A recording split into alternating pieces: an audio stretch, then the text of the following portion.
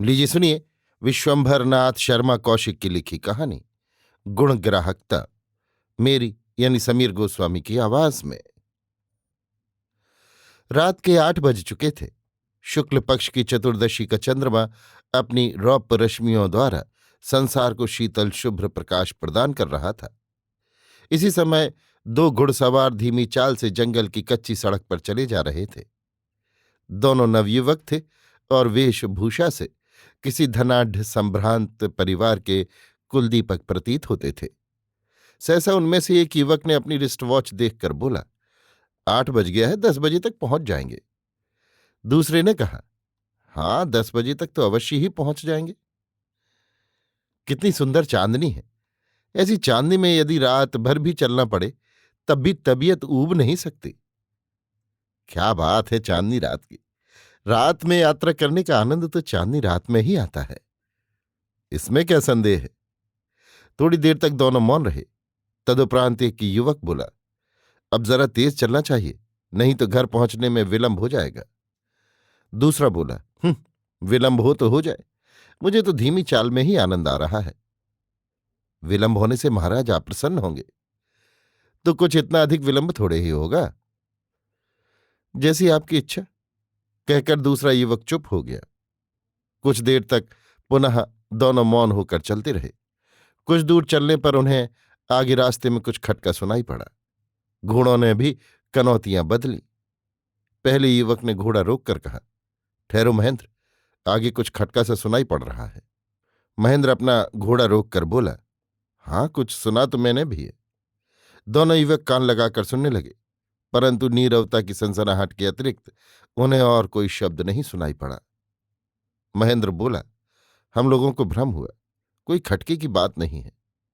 पहला युवक बोला, संभव है भ्रम ही हुआ हो, परंतु कुछ शब्द अवश्य हुआ था। यों तो फिर जंगल ही है, किसी जंगली जानवर के चलने फिरने का शब्द हुआ होगा। महेंद्र ने कहा, शायद यही बात हो। कहकर युवक ने घोड़ा बढ़ाया। महेंद्र ने भी उसका अनुसरण किया। लगभग 200 गज चलने पर दोनों एक ऐसे स्थान पर पहुंचे जहां सड़क के दोनों ओर सघन वृक्ष थे, अतः वहां बिल्कुल अंधेरा था। जैसे ही ये दोनों वहां पहुंचे, वैसे ही अंधेरे से 8-10 घुड़सवारों ने निकलकर इन दोनों को घेर लिया और किसी ने चिल्लाकर कहा, खबरदार, अपनी जान बचाना चाहो तो आत्मसमर्पण कर दो। कदापि नहीं। इन शब्दों के साथ ही 2 बार धड़ाम धड़ाम पिस्तौल छूटने का शब्द हुआ और साथ ही 2 अग्निरेखाएं चमक कर विलीन हो गईं। उसके उपरांत तुरंत ही 2 आदमियों की चीत्कार सुनाई पड़ी। एक घुड़सवार उस भीड़ में से निकलकर भागा। उसी समय महेंद्र के साथी के कंठस्वर से ये शब्द सुनाई पड़े, सूर्यपाल, मुझे तो इन लोगों ने पकड़ लिया, तुम निकल जाओ। सूर्यपाल घोड़ा भगाए हुए चला गया और कुछ ही क्षणों में अदृश्य हो गया। आक्रमणकारियों में से एक ने कहा, सूर्यपाल निकल गया, ये बुरा हुआ। दूसरा बोला, कहिए तो पीछा करें।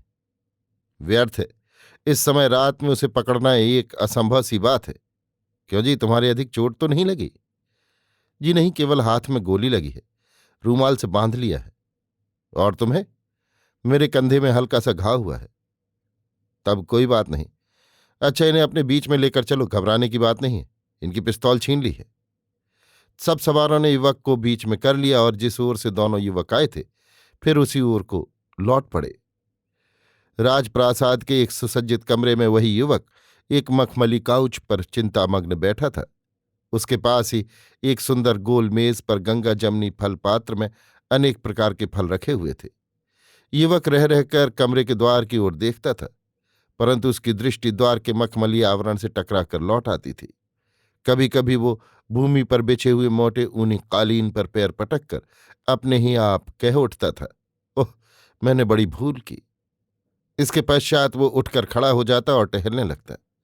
टहलते टहलते वो कमरे की खिड़की के पास जाकर खड़ा हो जाता और राजप्रासाद के बाग तथा बाग के पश्चात राजप्रासाद की प्राचीर को नैराश्यपूर्ण दृष्टि से देखता। इसके पश्चात उसकी दृष्टि राजप्रासाद के विशाल सिंहद्वार पर पड़ती।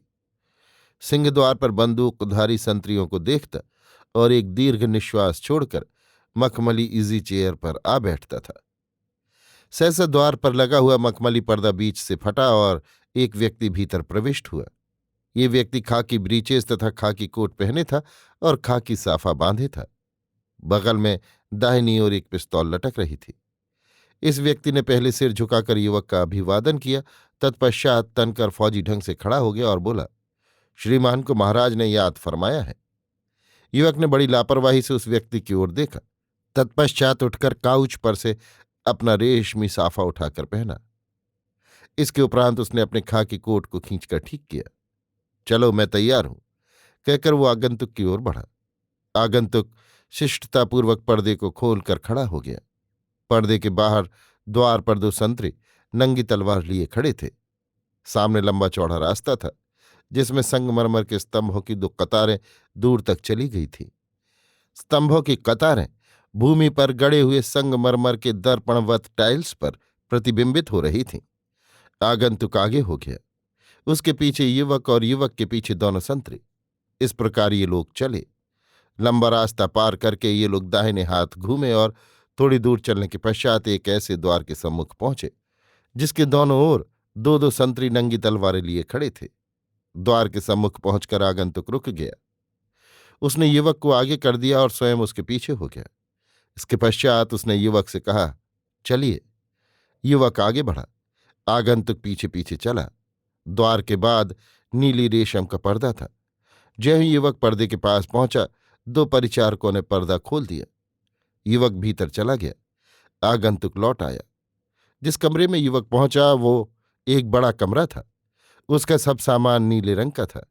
नीले रेशम से मढ़े हुए अनेक काउच तथा आराम कुर्सियां लगी हुई थीं। भूमि पर नीले रंग के मखमली कालीन बिछे हुए थे। द्वार तथा खिड़कियों पर नीली रेशम के पर्दे पड़े हुए थे। एक आराम कुर्सी पर एक अर्धवयस्क व्यक्ति बैठा हुआ था। उसके शरीर पर रेशमी धोती तथा रेशमी कुर्ता था। सिर खुला हुआ था। युवक ने सिर झुकाकर उस व्यक्ति का अभिवादन किया। उस व्यक्ति ने हाथ के इशारे से एक आराम कुर्सी की ओर इशारा करके कहा, बैठो। युवक अभिमानपूर्वक बोला, इस समय मैं श्रीमान का बंदी हूं, इसलिए बैठ नहीं सकता। महाराज ने किंचित मुस्कुराकर कहा, यदि तुम बंदी हो तो इसमें किसका अपराध है? यदि अपराध है तो मेरा ही है। युवक ने शांत भाव से कहा, तो तुम अपना अपराध स्वीकार करते हो? मैंने ये कहा है कि यदि अपराध है तो मेरा है। युवक ने गंभीर भाव से उत्तर दिया।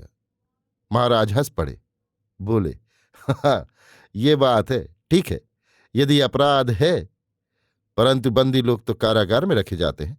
तुम्हें तो कारागार में नहीं रखा गया। जो व्यक्ति गिरफ्तार करके लाया जाता है वो जबरदस्ती किसी स्थान पर, चाहे वो कारागार हो या राजमहल, रोक रखा जाता है। वो मेरे तुच्छ विचार से बंदी ही है। महाराज के माथे पर बल पड़ गए। उन्होंने किंचित कर्कश स्वर में कहा, यदि तुम ऐसा समझते हो तो ऐसा ही सही, परंतु राजकुमार होकर किसी दूसरे राज्य की सीमा में चोरों की तरह आना और राजकुमारी के बाग में जबरदस्ती संतरियों को घायल करके घुस जाना, ये तुम्हारे विचार से कैसी बात है? अंतिम वाक्य कहते समय महाराज के मुख पर व्यंग्यपूर्ण मुस्कुराहट आ गई। महाराज की बात सुनकर राजकुमार घबरा गया। एक क्षण के लिए उसके मुख पर ऐसा भाव प्रस्फुटित हुआ मानो उसके पास महाराज की बात का उचित उत्तर है और उस उत्तर के शब्द उसके मुख से निकलते नहीं। परंतु दूसरे ही क्षण वो पूर्ववत गंभीर होकर बोला, यदि बाग का स्वामी मेरे उस कार्य को अपराध समझता है तो निसंदेह वो अपराध ही है। बाग का स्वामी उसे अपराध न समझता तो तुम्हें गिरफ्तार क्यों करवाता? राजकुमार के मुख पर मुस्कान की एक हल्की रेखा दौड़ गई। उसने कहा, यदि गिरफ्तार करवाया तो ठीक है, मैं उसका दंड सहने के लिए प्रस्तुत हूं। महाराज कुछ क्षणों तक सोचकर बोले, परंतु यदि तुम अपनी अनधिकार चेष्टा के लिए क्षमा मांगो तो मैं तुम्हें क्षमा कर सकता हूं। यदि क्षमा मांगने की आवश्यकता होगी तो क्षमा भी मांग लूंगा। आवश्यकता कब होगी? महाराज ने भ्रुकुटी चढ़ाकर पूछा।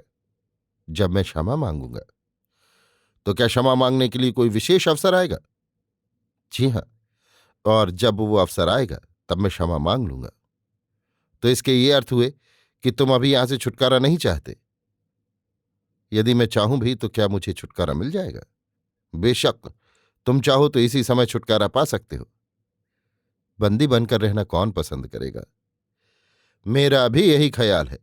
इसलिए मेरी तो ये सलाह है कि तुम इसी समय अपने कार्य के लिए पश्चाताप प्रकट करके क्षमा मांग लो, झगड़ा मिटे, आनंद से अपने घर जाओ। श्रीमान, अभी तो मैं क्षमा मांगने के लिए प्रस्तुत नहीं हूं। अच्छी बात है, जैसी तुम्हारी इच्छा। इतना कहकर महाराज ने ताली बजाई। वही व्यक्ति जो राजकुमार को लाया था आकर उपस्थित हुआ। महाराज ने उससे कहा, इन्हें जहां से लाए हो वहीं ले जाओ। रात का समय था। राजकुमार उसी कमरे में काउच पर लेटा हुआ था। उसे क्रमशः निद्रा आ रही थी। अकस्मात कुछ खटका होने से वो चौंक पड़ा। उसने सिर उठाकर द्वार की ओर देखा। द्वार पर दोनों हाथों से पर्दे के दोनों पल्ले पकड़े एक युवती खड़ी थी। युवती सुंदरी थी और वेशभूषा से राजकुमारी प्रतीत होती थी। राजकुमार उसे देखते ही एकदम उठकर बैठ गया और बोला, तुम। राजकुमारी ने होठों पर उंगली रखकर चुप रहने का संकेत किया। राजकुमार उठकर खड़ा हो गया। उसने धीमे स्वर में पूछा, तुम यहां क्यों आई? तुम्हें छुड़ाने के लिए। राजकुमार की भ्रुकुटी तन गई। उसने कहा, मैं समझा नहीं, तुम्हारा क्या तात्पर्य है? मेरा तात्पर्य यह है कि इस समय तुम निकल जा सकते हो। मैंने सब प्रबंध कर लिया है, किसी को कानो कान खबर न होगी। राजकुमार मुस्कुराया। उसकी मुस्कुराहट में आत्मगौरव तथा राजकुमारी के प्रति दया का भाव था। उसने कहा, क्या तुम मेरा इस प्रकार निकल जाना पसंद करोगी प्रभावती? प्रभावती ने भोलेपन के साथ कहा, क्यों, पसंद क्यों न करूंगी? पसंद न करती तो प्रबंध क्यों करती? परंतु मैं तो पसंद नहीं करता। महेंद्र इतना कायर और पतित नहीं है जो एक स्त्री की सहायता से चोरों की तरह भाग जाए। चोरों की तरह भागना बुरा है, परंतु चोरों की तरह आना बुरा नहीं है। प्रभावती ने तिरछी चितवन के साथ कुछ मुस्कुराते हुए कहा, मेरे चोरों की तरह आने के लिए तो तुम और तुम्हारा आकर्षण उत्तरदायी है प्रभावती। महेंद्र ने प्रेमपूर्ण दृष्टि तथा स्वर से कहा, तो यहां से निकल जाने के लिए भी मुझे ही उत्तरदायी समझ लो? नहीं, इसके लिए तुम उत्तरदायी नहीं बन सकती। तुम्हारे दर्शनों के लिए चोरों की तरह आने के कारण मुझे वीरों के समाज में लज्जित नहीं होना पड़ेगा, परंतु तुम्हारी सहायता से बंधन मुक्त होकर चोरों की तरह भागने के कारण मुझे लज्जित होना पड़ेगा। परंतु ये रहस्य जान कौन सकेगा? ऐसी बातें छिपी नहीं रहती। इसके अतिरिक्त स्वयं मेरा अंतःकरण ही मेरा विरोधी है। तब यहां से छुटकारा कैसे मिलेगा? सूर्यपाल निकल गया है। वो कोई युक्ति सोच रहा होगा, निश्चित नहीं बैठा होगा। सूर्यपाल कदाचित ही कुछ कर सके। क्यों? यहां सूर्यपाल की दाल गलना कठिन है। महेंद्र हंस पड़ा। हंसते हुए बोला, संभव है तुम्हारा ही कहना ठीक हो, परंतु मैं ऐसा नहीं सोचता।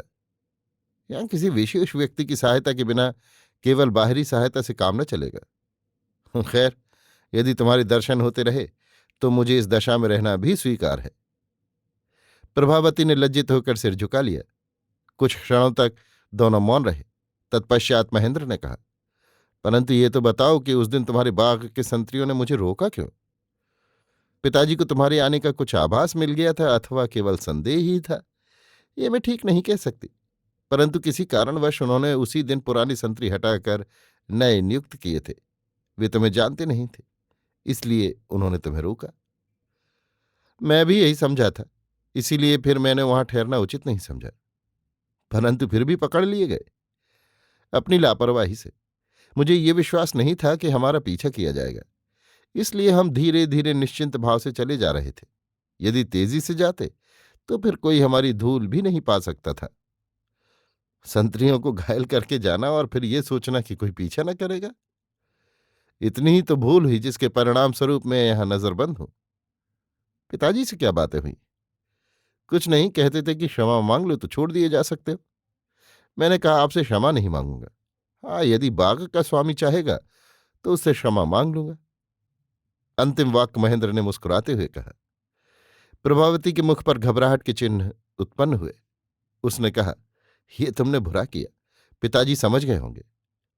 मैंने कहा तो इस ढंग से नहीं था, परंतु फिर भी यदि समझ गए होंगे तो समझा करें। आखिर बाग के पहरेदारों को भी उन्होंने कुछ समझकर ही बदला होगा। उसका कारण केवल संदेह भी हो सकता है, परंतु तुम्हारी बातों से तो उन्हें निश्चय हो गया होगा।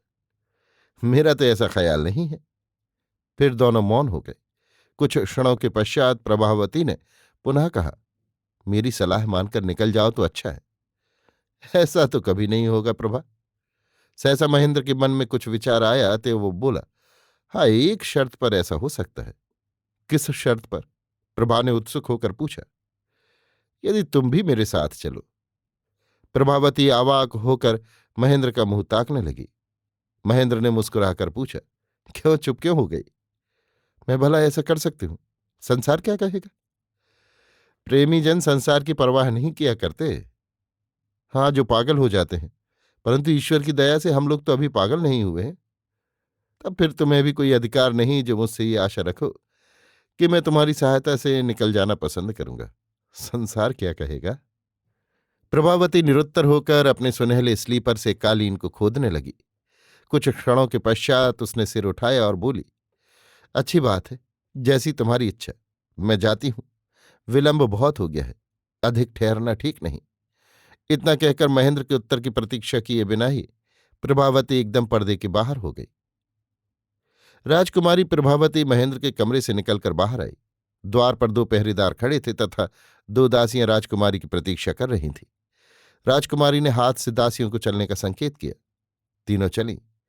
थोड़ी दूर आगे बढ़ने पर इन्होंने देखा कि सामने से महाराज चले आ रहे हैं। महाराज बिल्कुल अकेले थे।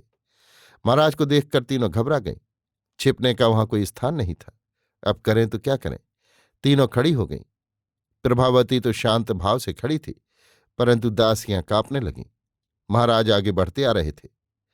अब क्या होगा राजकुमारी? एक दासी ने पूछा। राजकुमारी ने शांत भाव से उत्तर दिया, जो कुछ भाग्य में बदा होगा।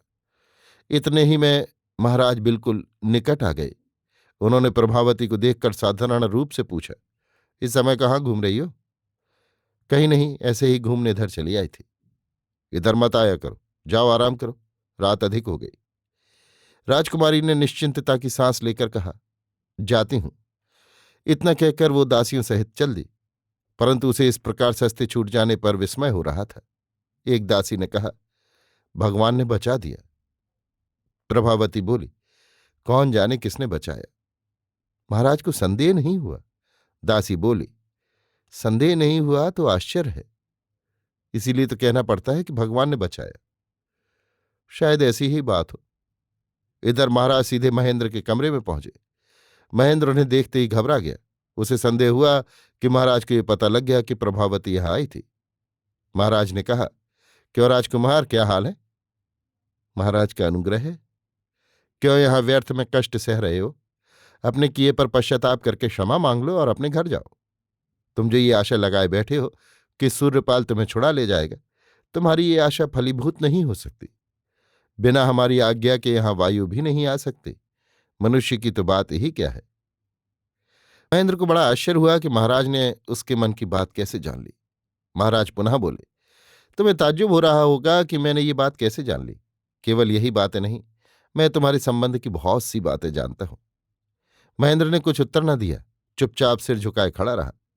महाराज बोले, अच्छा, हम तुम्हारा भ्रम भी दूर किए देते हैं कि सूर्यपाल तुम्हें छुड़ा ले जाएगा। इतना कहकर महाराज बाहर चले गए। महेंद्र आश्चर्य सागर में गोते खाने लगा। महाराज उसके संबंध की बहुत सी बातें जानते हैं। वे कौन कौन सी बातें हैं, कैसे जान पाए, इत्यादि प्रश्न उसके मस्तिष्क में चक्कर लगा रहे थे। सहसा किसी के आने की आहट पाकर महेंद्र ने सिर उठाया तो सामने सूर्यपाल को पाया। महेंद्र घबरा कर बोला, सूर्यपाल, सूर्यपाल, तुम यहां कहाँ? मुझे तो यहां आए 2 दिन हो गए। जिस दिन आप यहां लाए गए थे उसके दूसरे दिन मैं यहां आ गया था। अपने महाराज का पत्र इन महाराज के पास लाया था। क्या पिताजी ने इन्हें पत्र लिखा था? हाँ, मैंने अन्नूपाय न देखकर महाराज से सब वृत्तांत कह दिया। उस पर उन्होंने इनको पत्र लिखा। वो पत्र लेकर मैं यहां आया था, तब से यही हूं। तो तुम बंदी नहीं हो? नहीं। तो अब तक मुझसे मिले क्यों नहीं? आज्ञा नहीं मिली थी। हम्म, कहकर महेंद्र टहलने लगा। थोड़ी देर तक सोचने के पश्चात बोला, पिताजी ने क्या लिखा था? ये मैं नहीं जानता। राजकुमार फिर मौन होकर टहलने लगा। सूर्यपाल बोला, जाता हूं। जाते कहाँ हो? अब कहाँ जा सकते हो? इतनी ही देर की आज्ञा मिली थी। ये सब व्यर्थ है, अब तो मेरे पास ही रहो। बिना महाराज की आज्ञा के ऐसा संभव नहीं। उनकी आज्ञा की परवाह कौन करता है?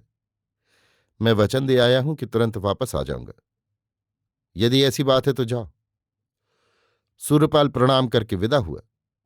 दूसरे दिन महेंद्र तथा सूर्यपाल और सूर्यपाल के साथ आए हुए 4 सवार उसी रास्ते पर चले जा रहे थे जिस रास्ते पर महेंद्र गिरफ्तार किया गया था। संध्या का समय था। महेंद्र तथा सूर्यपाल आगे आगे थे, सवार कुछ दूर पीछे थे। महेंद्र ने सूर्यपाल से कहा, महाराज मुझे इतनी सरलता से छोड़ देंगे, मुझे ऐसी आशा नहीं थी। सूर्यपाल बोला, मुझे राजमहल के एक खास व्यक्ति से पता चला है कि कल रात में राजकुमारी से आपकी जो बातचीत हुई थी वो सब महाराज ने सुनी थी। अरे, ये कैसे? महेंद्र ने चकित होकर पूछा। उस कमरे से मिला हुआ एक कमरा है और कोई ऐसा छिद्र उस कमरे में है जिससे दूसरे कमरे का सब दृश्य दिखाई पड़ता है और सब बातें सुनाई पड़ती हैं। महाराज उस समय उसी कमरे में थे। अच्छा, परंतु वो वहां पहले ही से थे अथवा प्रभावती के मेरे पास आने की सूचना पाकर गए थे? ये मैं नहीं जानता, पर इतना जानता हूं कि आपकी तथा प्रभावती की बातें सुनकर ही आपके प्रति महाराज के विचार बदल गए। बदल गए का क्या अर्थ? अर्थात अच्छे हो गए। उसका प्रमाण यह है कि उन्होंने आपको सम्मानपूर्वक विदा किया। हाँ, जिस प्रकार उन्होंने मुझे छोड़ दिया उसकी आशा मुझे उनसे नहीं थी। केवल इतना ही नहीं, हमारे महाराज के पत्र का उन्होंने जो उत्तर लिखा है उसमें आपके साथ राजकुमारी प्रभावती के विवाह का प्रस्ताव भी किया है। सच? बिल्कुल सच है। महेंद्र कुछ क्षणों तक मौन रहकर बोला, तुम आज बड़े धीरे धीरे चल रहे हो, जरा तेजी से चलो। इतना कहकर राजकुमार ने अपने घोड़े को एड़ लगाई। सूर्यपाल ने मुस्कुराकर उनका अनुकरण किया। अभी आप सुन रहे थे विश्वनाथ शर्मा कौशिक की लिखी कहानी गुणग्राहकता, मेरी यानी समीर गोस्वामी की आवाज में।